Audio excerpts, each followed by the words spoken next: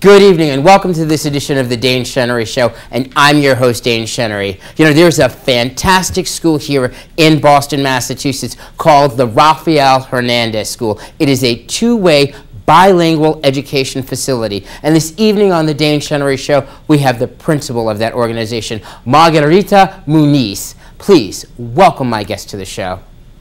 Dane, how are Thank you so much for being a guest on the show. Thank you for having me. You're welcome. You're welcome. Now, tell me a little bit about you and how you became the principal at such a wonderful school.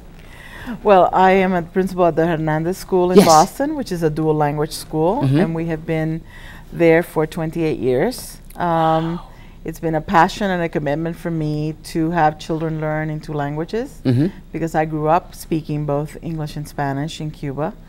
And I came as a very little young child. I was 11. I was sent by my parents. Now, I understand that's an interesting story about when you came here. Tell us a little bit about how you came to the United States. Right. Tell that story. I believe Pedro Pan. Pedro Pan. Let's hear it. You know that Castro took over Cuba in 1958, and there were many changes made. My parents were supporters of Castro at the time.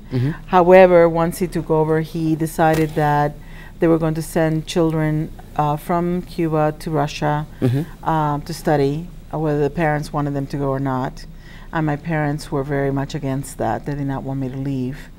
So they felt that after he kind of decided he was going to be a socialist communist, that was not for them. And they started finding ways to let me leave the country. And at the time, the only way that I could leave was through the Pedro Pan airlift, which was 14,000, about 700 children in the early 60s that exited the country without their parents. They came to the United States, to Miami, where a collection of agencies, Community Services, a Jewish